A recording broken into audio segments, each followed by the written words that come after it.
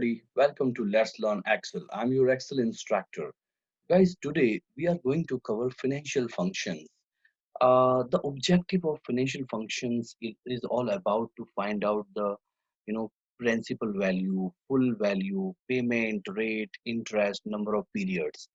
Guys, understand, you know, why financial functions are, mandatory today. If you go to a bank, if you apply for a loan, then it's very much required for you again to calculate by yourself. Is bank charging you correct, EMI? So it is your on calculation which can, help you understand the EMI which we are paying is absolutely correct. And again, it depends if we make the EMI at the beginning of the year, or maybe at the beginning of the month, or maybe at the end of the month. Again, interest, what we pay varies. So, guys, this session is all about financial functions. So, in this, session, I'm going to cover, 4 or 5 functions which can help you understand better what financial functions are all about. Let me walk you through the functions, very important functions of Excel, which are the most used. The one is PV, present value. So these are the short form I'm helping you to understand. PV, principal value, what you get or pay at the beginning of the financial transaction, guys. Full value, French future value, what are you going to get? Suppose you are going to deposit some amount in a bank. Of course, you expect some return. So, bank is giving you 10% on your amount, which you are keeping with the bank for next, 5 years. So, if we talk about 5 years, so, interest is, given or charged monthly basis, or it depends, on the bank or the scenario where you have to get your stuff fit. So let me show you an example here. You know that rate is interest rate per period. NPER, number of payment period, payment made each period, every future value, PV, principal value, guys. Let me show you 2 examples I have prepared. PMT returns the periodic amount. So it's nothing but EMI kind of thing. So this is the example. Suppose I have applied for a loan. I have applied for a loan uh, for amount 20,000, guys, at 12% for 5 years, and annual rate compounded monthly. So this annual interest rate is compounded monthly. It can be, guys, weekly, it can be quarterly, it can be weekly, quarterly, monthly, or it can be semi annual also. So these are the basics, which we are going to cover in this session. If you look at this, what is the question, what is the calculation we have to perform. The question is that what is the monthly payment required to pay off this completely at the 5 of the years. 20,000 is the loan amount, 12% is the interest rate, 5 years we have to make the payment full. So what is my payment, periodic payment, if it is monthly? So you can see the example below. Payment, guys, let me tell you something before I go. uh, in in financial function, when we have inflow, cash inflow, we actually get the result in positive. Always remember, when we have the cash inflow, we get the result in positive. But when we have the cash outflow, you mean when we pay money, so it goes in negative. Debit what comes in, credit what goes out. So this is actually simple function. If we are getting money, so we have, of course, this is positive. If we give money, it is negative. So you know that. So let me show you an example, and in Excel, it will be easy for you to understand, guys. Let me show you this example. Okay. So now what you can do here, let me tell you one example. Suppose loan amount. All right, guys. Loan amount, we have, 10,000. Okay. So guys, assume we have loan amount 10,000.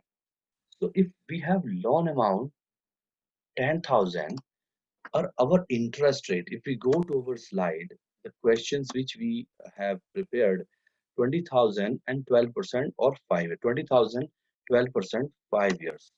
So 20,000 is the loan, 20,000 interest rate of interest 5%.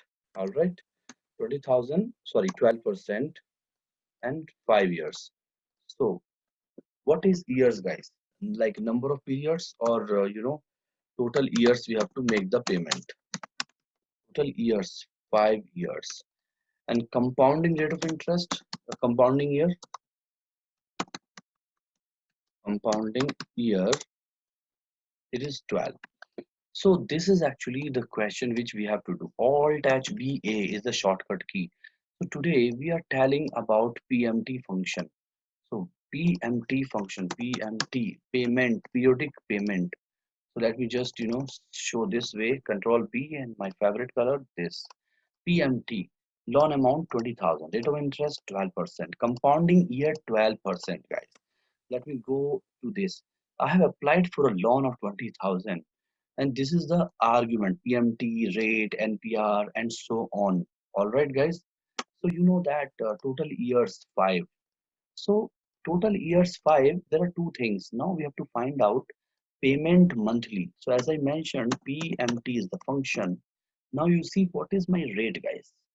What is my rate? Of course, rate of interest is 12%, guys. What is meant by 12%? So maybe we have to be very specific here. Rate of interest, annual rate of interest. Annual rate of interest. Always remember, generally interest is charged, weekly, monthly, quarterly, and semi-yearly. So, these are all things which we have to understand. Over here, compounding year is 12. All right, compounding year is 12. Total years 5. So compounding year. So if you look at the example, compounding year, compounding periods per year. Compounding periods per year. Sorry, guys. Compounding year. It will be easy to understand, so that it will get you complete, clarity.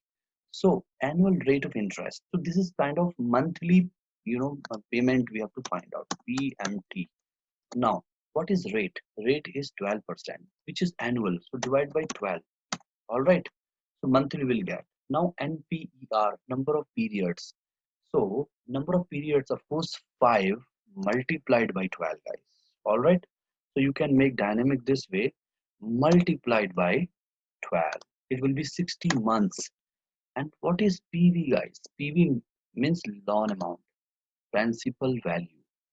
Okay.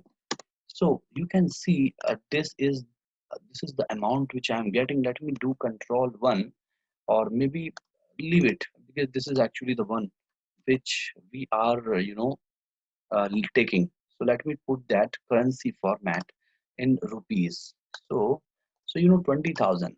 So now why this amount we get in negative? Because this is our monthly payment, cash outflow. As I mentioned, when we pay the money, it actually goes in negative, guys. All right. So if you want in positive this amount, you can just use you know this minus, and then it will come into positive. All right. So this is the monthly EMI I have to pay for next 60 months, or maybe for next 5 years. This is the EMI I have to pay, guys. So if you just multiply that into 5, into 5, into 60, you can do that into 60.